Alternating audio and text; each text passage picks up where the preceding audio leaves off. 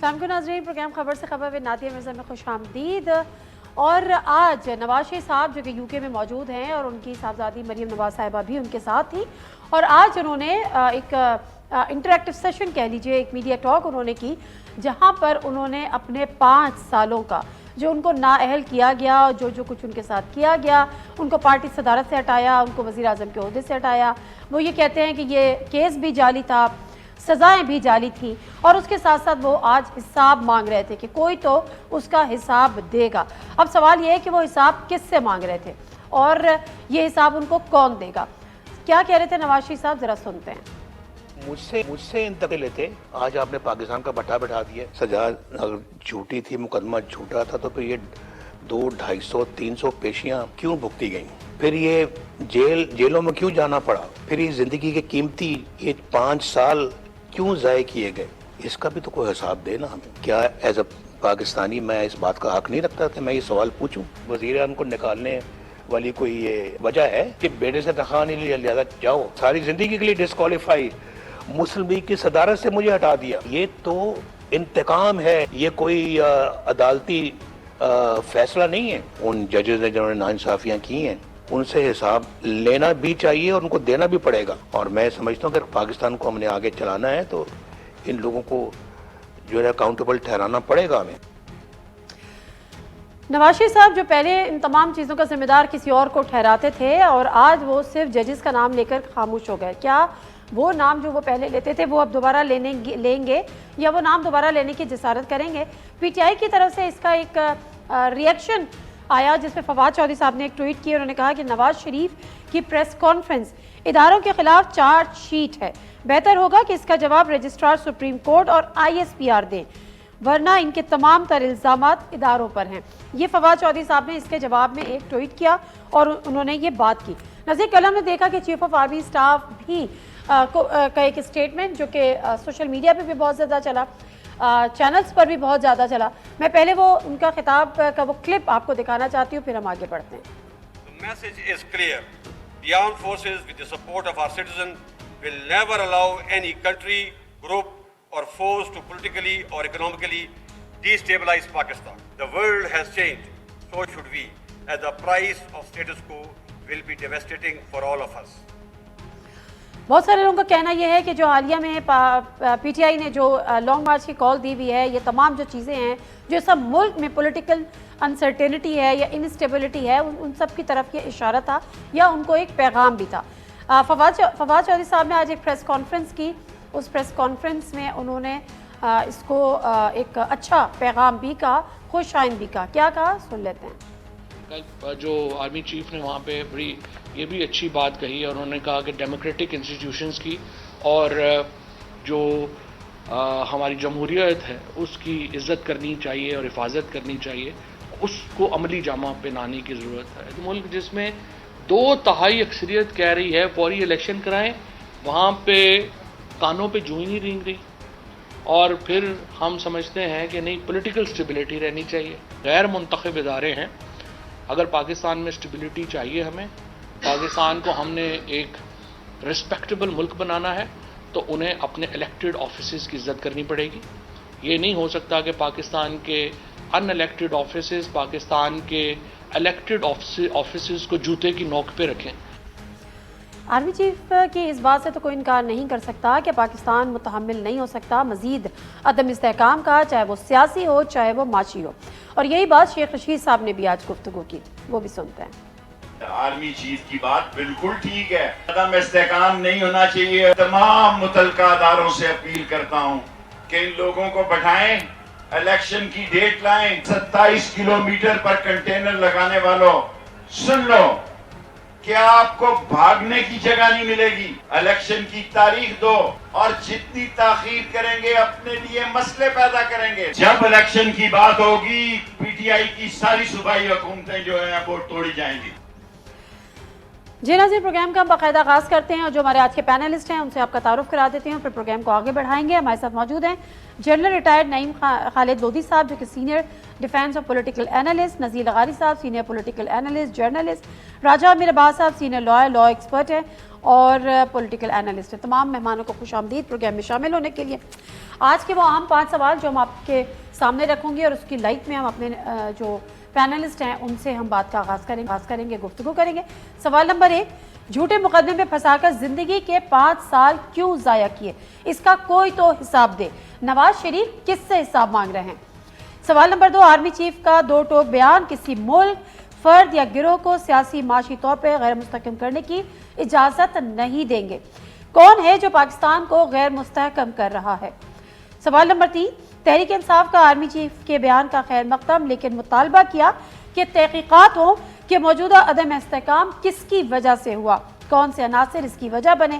ملک میں جاری سیاسی اور معاشی استحکام کا ذمہ دار آخر ہے کون؟ سوال نمبر 4، کامران ٹیسوری سندھ کے نئے گورنر مقرر، یہ تقرری کس کی خواہش پر ہوئی؟ سوال number 5، Imran Khan long march کرتے کرتے مزید نئے جلسوں کے شیڈیول کا اعلان جاری کر دیا، وجہ کیا بنی؟ رانا ثناء اللہ کا خوف یا کچھ اور حکمت عملی؟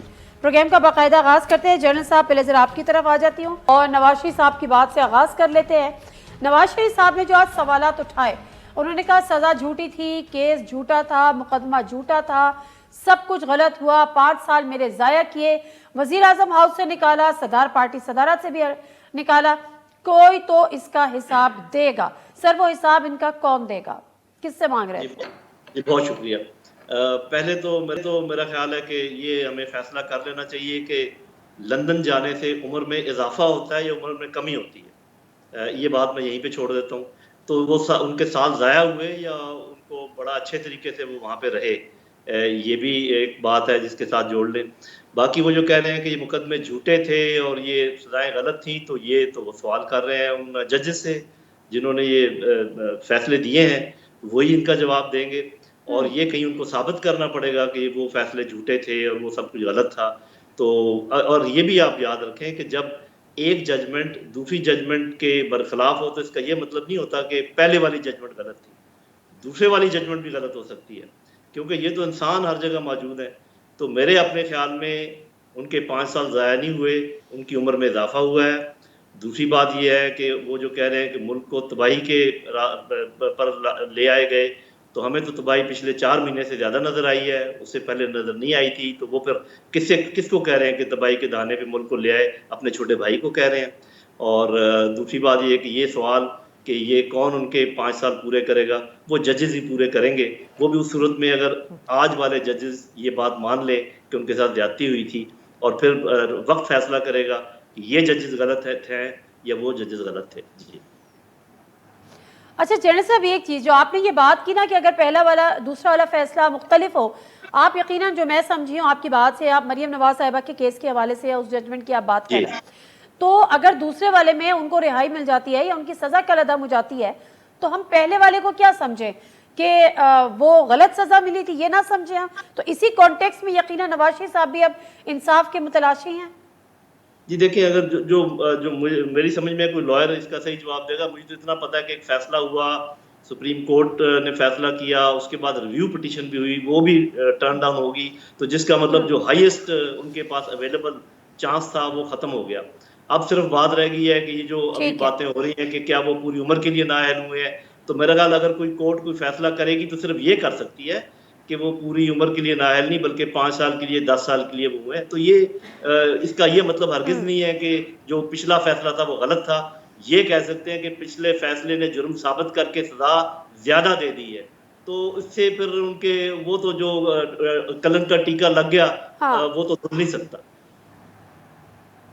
ٹھیک ہے، کیونکہ بیسیکلی کوئی ٹائم فریم نہیں ہے، جہاں نااہلی کا جو ہمارا قانون ہے اس میں کوئی ٹائم فریم نہیں ہے، تو اس وجہ سے وہ لائف ٹائم تھا، ہو سکتا ہے وہ کم ہو جائے۔ ذرا میں اس پہ لیگل ایکسپرٹیز رانجھا امیر عباس صاحب سے جانوں گی، لیکن نذیر لغاری صاحب چونکہ پولیٹیکل سوال ہے تو میں چاہ رہی تھی، کیونکہ نواز شریف صاحب جب اپوزیشن میں تھے، یعنی ان کی حکومت، ان کی جماعت کی حکومت میں آنے سے پہلے، اور جب ہم نے وہ پوری ان کی ایک کیمپین دیکھی تھی ووٹ کو عزت دو والی، اس میں وہ اداروں کے سربراہوں کے نام لے لے کر حساب مانگتے تھے۔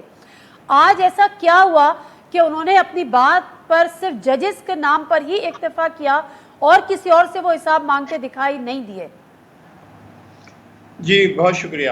پہلی بات تو یہ ہے کہ اس وقت وہ 5 ججز کا کہہ رہے تھے، اس وقت انہوں نے بعد میں نام لینے شروع کیے تھے اور وہ 2-3 شخصیات کے نام لیے تھے، اور پہلے وہ ججز کا کہہ رہے تھے جنہوں نے انہیں نااہل قرار دیا تھا، اور نااہلی کے بعد انہوں نے یہ نیریٹو بنایا تھا کہ مجھے کیوں نکالا اور ووٹ کو عزت دو. یہ 2 بہت اہم نعرے لے کر وہ آئے تھے. اور ویسے بھی میرے خیال میں جس نے یہ پاناما والا پیپرز تیار کرنے میں مدد کی تھی، اس جرنلسٹ کے گروپ کی جس نے یہ بنایا تھا، وہ خود بھی اس پر بہت پشیمان بھی ہوں گے اور شاید شرمسار بھی ہوں. ہمارے پیارے دوست ہیں عمر چیمہ، جو اس میں انٹرنیشنل سینڈیکیٹ کا حصہ تھے، وہ شاید اس بات پر خود بھی پشیمان ہوں گے. لیکن اس میں کیا آیا تھا؟ میں جناب نواز شریف کا حامی نہیں رہا ہوں، لیکن اس میں ملا کیا تھا؟ کیا پاناما ثابت ہو گیا تھا؟ منی ٹریل ثابت ہو گئی تھی؟ کیا یہ ثابت ہوا تھا کہ پیسہ پاکستان سے گیا، دبئی پہنچا، دبئی سے نکلا، قطر پہنچا، قطر سے نکلا، سعودی عرب پہنچا، سعودی عرب سے نکلا، لندن پہنچا، لندن پہنچ کر وہاں اس نے اپارٹمنٹ لی؟ یہ سارا کچھ منی ٹریل کہیں ثابت ہوئی؟ وہ تو ثابت نہیں ہوئی تھی. اور ان کو کہا گیا تھا نہیں، آپ نے ایک کمپنی دبئی کی ایک کمپنی سے ایگریمنٹ کیا تھا، آپ نے وہاں پر ملازمت اختیار کی تھی، وہاں 10,000 دینار آپ کی تنخواہ مقرر ہوئی تھی، آپ نے کنسیل کیا تھا. تو کنسیلمنٹ اب تو ابھی بھی آ رہی ہے، جس پر کورٹ نے جو ہے جناب عمران خان صاحب کو تو نااہل قرار نہیں دیا ہے. ابھی تک تو ان کے معاملے میں اس طرح کا فیصلہ نہیں آیا ہے کہ ان نے جو کنسیلمنٹ کی ہے، ان کی جو پراپرٹیز بڑھی ہیں، انہوں نے جو تحفے بیچے اور ان کی وہ چیزیں آئی ہیں، کیا ان کی وجہ سے ان کی نااہلی بنتی ہے؟ جو انہوں نے ہر سال جو جمع کراتے ہیں گوشوارے، وہ انہوں نے صحیح گوشوارے نہیں جمع کرائے، اور تحفے بیچنے کے بعد جو انہیں رقوم حاصل ہوئی ہیں ان کے بارے میں انہوں نے کچھ نہیں بتایا. تو بہرحال یہ جو نواز شریف صاحب کا معاملہ ہے، انہوں نے پہلے ججز کے بارے میں کہا تھا، اب بھی ججز کے بارے میں یہ سوال اٹھایا ہے انہوں نے. باقی نام جو ہے وہ انہوں نے آ کر لیے تھے اس وقت جب وہ یہ چاہتے تھے، شاید بہت سے اور لوگ بھی چاہتے تھے کہ جو غیر سیاسی ادارے ہیں ان کا سیاسی معاملات میں عمل دخل نہیں ہونا چاہیے. میرے خیال میں یہ بات اب بھی صحیح ہے کہ اداروں. لیکن لغاری صاحب آپ کی بات بالکل درست ہے، لغاری صاحب آپ کی بات بالکل درست ہے. جہاں وہ ججز کا نام لے رہے تھے، میں وہی دوبارہ تو میں بتا رہی ہوں، مطلب آپ کے بھی علم ہے یقیناً، وہیں وہ اداروں کے سربراہ یعنی شخصیات کا نام بھی لیتے تھے. لیکن آج وہ شخصیات کا نام نہیں لے رہے، آج وہ حساب صرف ججز سے مانگ رہے. نہیں، اس وقت بھی میں نے کہا کہ جو فوراً نکالے جانے کے بعد تھا، انہوں نے ججز کے نام لیے تھے اور یہ کہا تھا کہ 5 جو ججز ہیں کیا وہ یہ فیصلہ کریں گے کہ مجھے نااہل کر دیا، پھر مجھے کیوں نکالا، یہ سارا کچھ وہ کہتے رہے تھے. بعد میں جب انہوں نے نام لینا شروع کیا تھا، وہ تو گجرانوالہ ایک جلسے سے انہوں نے شروع کیا تھا نام لینا، اور انہوں نے یہ کہا تھا کہ جی سیاسی معاملات میں ان کا عمل دخل نہیں ہونا چاہیے اور سرکاری افسران کا نہیں ہونا چاہیے. یہ ہم بھی چاہتے ہیں یار، سرکاری افسران کا عمل دخل نہیں ہونا چاہیے. چلیں ٹھیک ہے معاملات سر، ٹھیک ہے، لیکن اس میں بھی جہاں تک مجھے یاد ہے وہ کہتے تھے جواب دینا ہوگا، ان کا نام لے کے کہتے تھے کہ ہمیں بتائیں، ہمیں جواب دو. پھر یہ ساری چیزیں خیر اینی ویز حالات بدل جاتے ہیں تو یقیناً واقعات بدل جاتے ہیں، بیانات بھی بدل جاتے ہیں. راجہ عامر عباس صاحب، یہ جو ایک تو پاناما والی بات جو رضی لغاری صاحب نے کی ہے، وہ معاملہ اتنا ہی سادہ تھا، جھوٹا مقدمہ تھا، جھوٹی سزا تھی، 5 سال کا حساب مانگ رہے ہیں، حق پر ہے نواز شریف صاحب؟ دیکھیے، پہلی بات تو جو نواز شریف صاحب نے آج دی کہ جناب میرے 5 سال کس نے ضائع کر دیا ہے، حساب دینا ہوگا. مجھے سمجھ نہیں آتی کہ نواز شریف صاحب کو کس نے بتا دیا ہے کہ آپ اس کیس سے بری ہو گئے ہیں. مریم بی بی جن کو سزا ہوئی تھی ابیٹمنٹ میں مدد کرنے میں، پراپرٹی کو چھپانے میں، نواز شریف صاحب کو سزا ہوئی تھی پراپرٹی کا حساب نہ دینے پہ، منی ٹریل نہ دینے پہ، یہ نہ بتانے پہ کہ بچے چھوٹے ہیں، بتائیے یہ پیسہ کہاں سے آیا. تو کیا میاں نواز شریف صاحب کو کہہ دیا گیا ہے یا بتا دیا گیا ہے، جو وہ اتنے وثوق سے کہتے ہیں جی کس نے میرے 5 سال ضائع کیے، آج یہ کیس ختم ہو گیا؟ کیا وہ بری ہو چکے ہیں؟ کیا ان کا ایکوٹل ہو گیا ہے؟ کیا وہ پاکستان آ گئے ہیں؟ کیا وہ تمام چیزیں عدالتوں نے فیصلہ کر دیا ہے؟ یہ آپ نے بڑا ویلڈ پوائنٹ ہے کہ یہ اعتماد کہاں سے آیا؟ یہ کہاں سے آیا؟ وہ تو آج بھی ایبسکونڈر ہیں، کیونکہ وہ تو لائف ٹائم ہے نا ان کی جو ڈسکوالیفیکیشن، وہ تو علیحدہ ایک ایشو ہے. یہ جو میں نیب کی بات کر رہا ہوں، ٹھیک ہے، اور یہ جو کنوکٹ ہیں آج کوئی بری ہو کے وہاں پہ انہوں نے یہ پریس کانفرنس نہیں کی. He is still a convict till today. دوسری بات کی جیسے ابھی لغاری صاحب نے کہ جناب اس وقت وہ پہلے تو بات نہیں کرتے تھے، ان کا نام نہیں لیتے تھے. لغاری صاحب اور میں نے بہت سے شو اس زمانے میں بھی کیے تھے، اور لغاری صاحب کو یاد ہوگا کہ وہ کہتے تھے کہ جناب یہ 5 ججز جو بک سے بھرے ہیں ہمیں پتہ ہے فیصلے کہیں اور لکھے جاتے ہیں. تو لغاری صاحب یاد ہے آپ کو کہ وہ فیصلے کہیں اور لکھے جاتے تھے؟ اس وقت یہ سٹیٹمنٹ آئی تھی پہلی کہ یہ واٹس ایپ گروپ پہ فیصلے ہوئے تھے، یہ تک بیان آیا. بالکل بات ہوئی تھی. اب اس کو چھپایا نہیں جا سکتا، یہ تو ابھی سوشل میڈیا پہ ساری چیزیں آپ ہی کا چینل چلا دے گا وہ ساری باتیں کہ انہوں نے کیا کہیں تھی. اور اس کے بعد کہ جناب ججز نے آج وہ کہہ رہے ہیں کہ جی حساب دینا ہوگا، تو عوام تو ابھی تک حیران ہے کہ وہ ایون فیلڈ اپارٹمنٹس جس میں یہ بیٹھے ہوئے ہیں جس کا حساب ایک سمپل سا مانگا گیا تھا، ابھی لغاری صاحب نے کہا کہ منی ٹریل ہی مانگا گیا تھا نا جو نہیں دے پائے، تو کیا منی ٹریل آ جاتا اور ہائی کورٹ میں دے دیتے تو بالکل اکوٹل بھی ہوتا. وہ منی ٹریل آج تک نہیں آیا، بالکل نہیں آیا. تو یہ بات کہنی کہ جناب وہ کوئی ایکوٹ ہو چکے ہیں، نہیں ہوئے ہیں. اور اتنی یقین دہانی سے مجھے نہیں سمجھ آ رہی کہ کیا وجہ ہے کہ وہ کہہ رہے ہیں کہ میرا یقین دہانی کے پیچھے ہو سکتے کوئی اور یقین دہانی ہو، لیکن میں بریک لے لیتی ہوں، بریک سے واپس آتی ہوں. تو ذرا چودھری صاحب جو بات کر رہے تھے آرمی چیف کا بھی ایک اسٹیٹمنٹ تھا، اس میں تو کوئی دو رائے نہیں ہے کہ پاکستان متعامل ہو ہی نہیں سکتا اور کسی کو اجازت دی ہی نہیں جا سکتی پاکستان کو معاشی اور سیاسی طور پہ عدم استحکام کرنے کی. لیکن کر کون رہا ہے اور کیسے؟ بریک لیتے واپس آتے ہیں.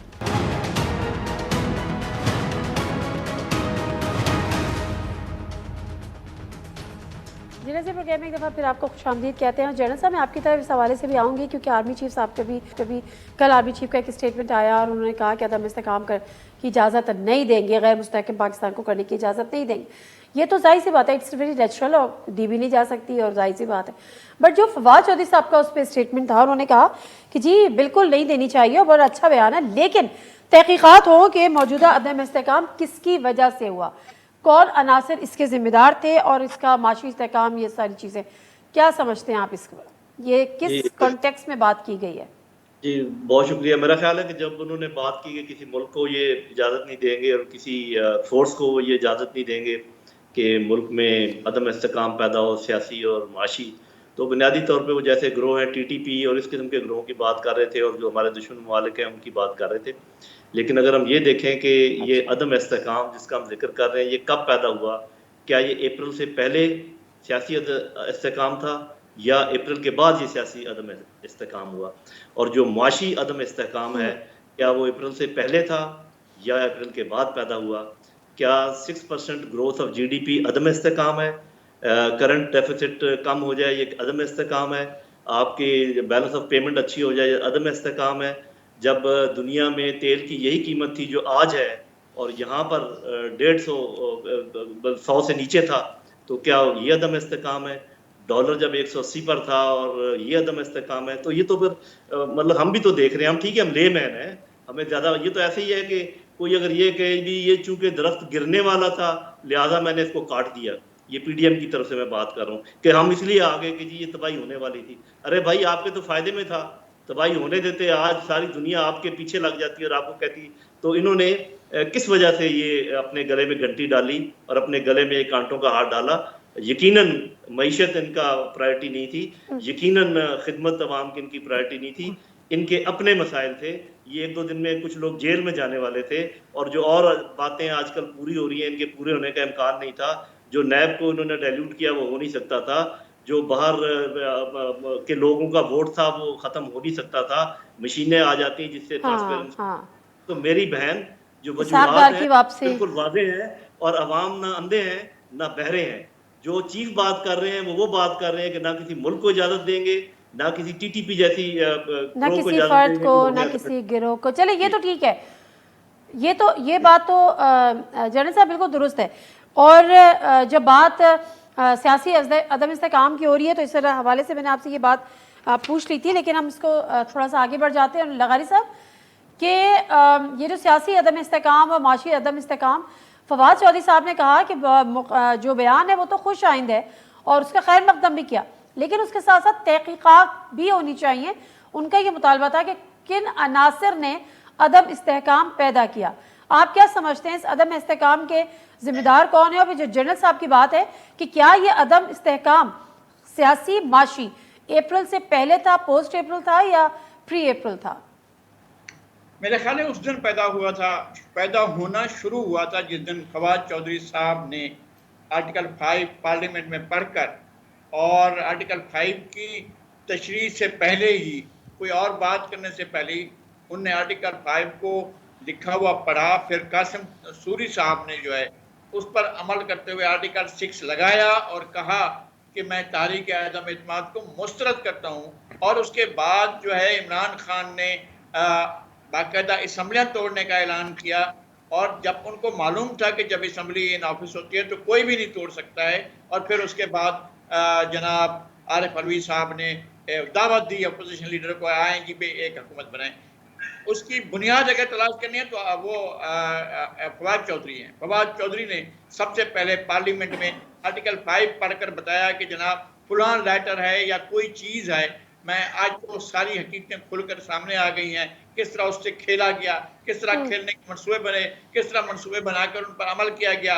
اور پھر پچھلے 4-5-6 مہینوں کے اندر آرمی کے خلاف، آرمی چیف کے خلاف، آرمی آفیسرز کے خلاف، لوگوں کے خلاف جس طرح سے باقاعدہ سوشل میڈیا پر بھرمار کی گئی، گالم گلوچ کی گئی، وہ ساری کہاں جائے گی؟ کس حد میں اس کو کہاں لے جائیں گے؟ یہ ہوا ہے اس ملک کے اندر. اچھا ایک سیکنڈ لغاری صاحب، ٹھیک ہے، درست آپ کی بات درست.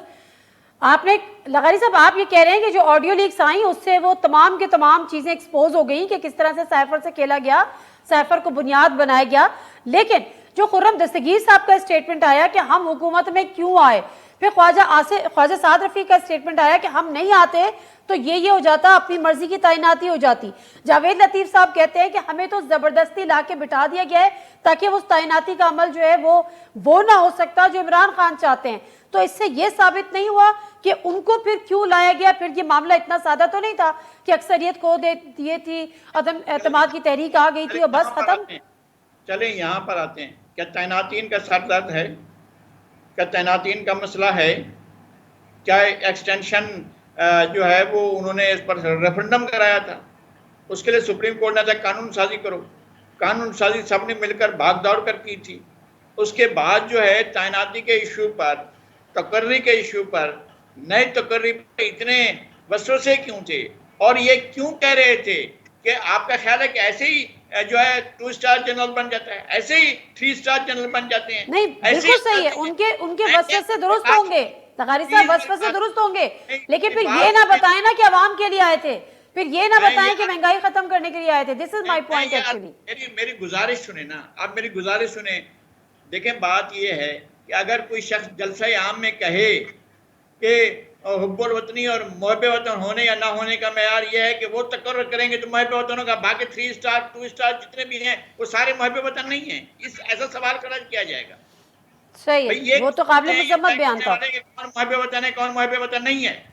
یہ جو 6 سینئر ہیں جو بھی ہیں، 6 ہیں 7 ہیں جو بھی ہیں، یہ شاید ان کے نام بھی نہیں آتے ہوں گے، لیکن میں کیسے شک کر سکتا ہوں کہ فلاں محب وطن ہے فلاں محب وطن نہیں؟ یہ کون سا طریقہ کار ہے؟ بالکل صحیح ہے، بالکل صحیح ہے، وہ بالکل ٹھیک ہے، قابل مذمت بیان تھا، نہیں کرنا چاہیے تھا، سب نے ایک ہی بات کی تھی.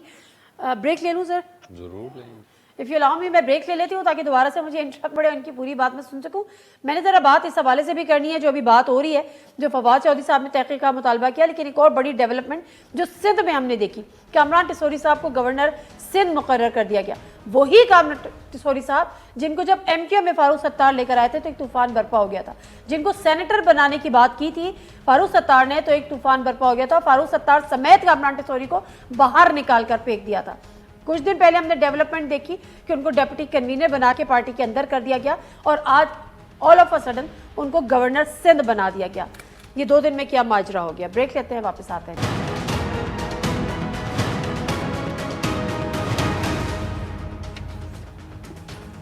جی ناظرین، پروگرام میں ایک دفعہ پھر آپ کو خوش آمدید کہتے ہیں اور کامران ٹسوری کی تقرری کے حوالے سے ذرا ہم آگے بات کر لیں گے کیونکہ فاروق ستار صاحب سے بھی بات ہوئی تھی اور وہ بھی بڑے سرپرائز تھے کہ میرے بڑے اچھے دوست ہیں لیکن مجھے ہی نہیں پتا تھا. تو اس بارے میں کم از کم فاروق ستار صاحب اس حد تک تو سرخرو ہوئے کہ وہ جس کو چاہتے تھے کہ پارٹی میں لے کر آئے وہ یقیناً وہ کہتے تھے. آج کہہ رہے تھے کہ وقت نے ثابت کیا کہ وہ پارٹی کے لیے اچھے تھے اسی لیے میں لے کر آ رہا تھا, لیکن اس وقت انہوں نے میری بات نہیں مانی. میں تو سینیٹر بنانا چاہتا تھا, انہوں نے تو گورنر سندھ بنا دیا. تو پھر اب فاروق ستار کو کیوں باہر کیا ہوا ہے, ان کو بھی اندر لے لیں تو زیادہ بہتر ہوگا. لیکن اس سے پہلے راجہ امیر عباس صاحب, فواد چودھری صاحب کا مطالبہ, وہ کہتے ہیں کہ جو آرمی چیف کا بیان تھا اس کا خیر مقدم کرتے ہیں, اچھا بیان تھا لیکن اب یہ تحقیقات ہونی چاہیے.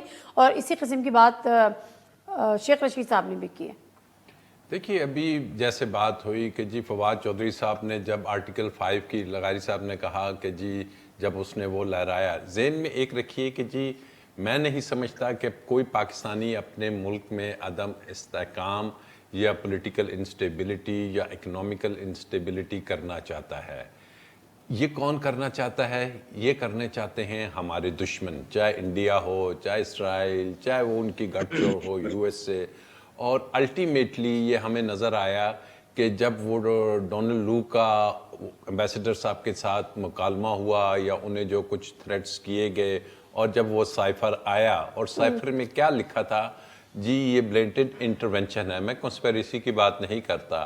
جب کوئی انٹرونشن کرتا ہے آپ کے ملک میں تو وہ کس لیے کرتا ہے؟ وہ عدم اعتماد کے لیے ہی کرتا ہے کہ یہاں پہ ہمیں پولیٹیکل سٹیبلٹی یا اکنامک سٹیبلٹی یا سٹیبل فورن پالیسی یا انڈیپینڈنٹ فورن پالیسی سوٹ نہیں کر رہی. تو میں سمجھتا ہوں کہ یہ عدم استحکام, یہ انسٹیبلٹی ملک میں اس روز سے شروع ہوئی. دشمن کی جو چال تھی کہ انہوں نے پاکستان کے اندرونی معاملات میں مداخلت کی, پھر اس کو روکنا ہمارا فرض تھا, اس کو ہم نے روکنا تھا. اور قاسم سوری صاحب نے میرے خیال میں کوشش کی, جو کہ سپریم کورٹ نے یہ کہا کہ جناب یہ چونکہ 14 دن کا ایک ٹائم ہوتا ہے, آپ پابند تھے, آپ اس کو روک نہیں سکتے تھے قانونی طور پہ, لیکن اس کے بعد اس کو روکنا ہر محب وطن پاکستانی کا فرض تھا کہ کسی بھی طریقے سے اس انٹرونشن کو روکا جائے. And from that day on word, جیسے جنرل صاحب نے ابھی کہا کہ جی کیا اپریل سے پہلے یہ جو سی ہمارا گروتھ ریٹ تھا وہ کتنے پرسنٹ تھا, کیا ہماری جو اکنامک سٹیبلٹی تھی, کیا ہمارے جتنے بھی انڈیکیٹرز تھے اکنامک, چاہے موڈیز کو دیکھیں چاہے بلومبرگ کو دیکھیں, کیا وہ آپ کے لیے اچھائی میں بات نہیں کر رہے تھے؟ کیا آپ کی ریٹنگز ہائی ہو رہی تھی؟ ابھی تو وہ نیچے لا رہا ہے. اور کیا پولیٹیکل انسٹیبلٹی تھی آپ کے ملک میں کہ اسلام آباد میں آپ بھی ہیں ہم بھی ہیں, آپ نے خندقیں کھودتی ہوئی دیکھی, اتنے کنٹینرز پچھلے 4 سال میں ایک سیاسی گورنمنٹ تھی کبھی نظر آیا؟ جی تو یہ وہ چیزیں ہیں کہ جس سے انسٹیبلٹی پولیٹیکل اور اکنامیکل بڑی, اور واقعی ہی اس کی ضرور تحقیقات ہونی چاہیے, ضرور اس کی تحقیقات ہونی چاہیے. اچھا جنرل صاحب, would you like to comment on Kamran Kasuri, کیونکہ امپریشن ابھی یہ آ رہا ہے کہ نہ یہ ایم کیو ایم کے اندر کی خواہش تھی اور وہ بھی مجبوری تھی, تو پھر یہ کس کی ایما پہ آپ کے نظر میں یہ ہو سکتا ہے؟ کیونکہ وہ تو کوئی اتنے مقبول یا پسندیدہ شخصیت تو نہیں تھے ایم کیو والوں کے لیے, اور اسی کو بنیاد بنا کے فاروق ستار کو نکالا تھا باہر. جی دیکھیں, یہ تو آپ کو بھی پتہ ہے, ہم بھی جانتے ہیں کہ ایم کیو ایم کے اندر جو دھڑے ہیں ان میں سے ایک دھڑا ضرور ان کو لانا چاہ رہا تھا, اور انہی کی وجہ سے آئے ہوں گے. اور یہ بھی ہمیں معلوم ہے کہ ایم کیو ایم اور بی اے پی پارٹی, باپ پارٹی جس کو کہتے ہیں, یہ بڑی یونیک پوزیشن میں ہے. ان کے بے شک کم سیٹیں ہیں لیکن وہ میک اینڈ بریک کر سکتے ہیں سارے معاملے کو. پہلے بھی ان دونوں ہی کی وجہ سے یہ سارا کام ہوا ہے, اور یہ دونوں ہی اس کام کو بگاڑ بھی سکتے ہیں. تو میرے اپنے خیال میں یہ ہمیشہ ایم کیو ایم کا طریقہ رہا ہے کہ ہر 2-3 مہینے کے بعد وہ 1 پاؤنڈ اپنا فلیش اور لے لیتے ہیں. تو انہوں نے اس کو اور لے لیا, اور انہوں نے یہ ٹیسٹ بھی کیا کہ کیا ہم جو بھی کہیں کیا وہ مانا جائے گا, چاہے وہ شخص جیسا بھی ہو. تو میرا خیال یہ ثابت کر دیا ہے موجودہ حکومت نے کہ یہ بہت ویک ہے, بہت ضعیف ہے. یہ ایم کیو ایم اور بی اے پی کی کوئی بھی بات مان لیں گے, اس لیے کہ ان کے بغیر ان کا ایک قدم آگے بڑھنا بھی ناممکن ہے. تو مجھے تو یہ اس چیز کا شاخسانہ لگتا ہے کہ ٹیسٹنگ آف واٹرز, اور دوسرا یہ ہے کہ وہ چونکہ کرتے رہتے ہیں, ہر 2-3 مہینے کے بعد کوئی نہ کوئی چیز حاصل کر لیتے ہیں, تو وہ انہوں نے کی ہے, اور کسی اور کا کام نہیں, یہ ایم کیو ایم ہی کا کام ہے, ایم کیو ایم کے اندر ایک دھڑے کا کام ہے. جی چلیں, میں بریک لے لیتی ہوں, یہی بات لے کے میں آگے لغاری صاحب کی طرف بھی جاؤں گی, اور اس کے ساتھ ساتھ پی ٹی آئی نے کی کال فائنل مارچ کی, یہ ساری چیزیں دی ہوئی تھیں. اسلام آباد میں کنٹینرز لگ چکے ہیں, لیکن دوسری طرف انہوں نے جلسوں کا اعلان کر دیا. کیا پی ٹی آئی رانا ثناء اللہ صاحب کی دھمکی سے ڈر گئی ہے یا حکمت عملی تبدیل کر دی ہے؟ اس پہ بھی مختصر سے بات کریں گے. بریک لیتے ہیں, واپس آتے ہیں.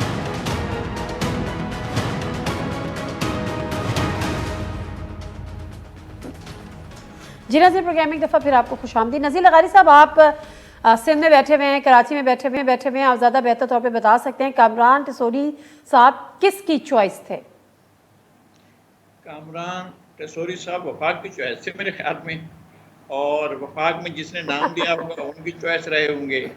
آپ نے جیسا پس منظر پورا بیان کیا وہ تو تھا کہ ڈاکٹر فاروق ستار ان کو سینیٹر بنوانا چاہتے تھے, اور ایم کیو ایم نے انہیں سب کو نکال دیا, ان کو بھی نکال دیا, ان کو بھی نکال دیا, اور نام پہلے آیا تھا, ان کو واپس لے لیا تو فاروق ستار نہیں نام آیا تھا پہلے. تو پھر فاروق ستار صاحب تو آپ کہہ رہے ہیں مجھے کیوں نکالا؟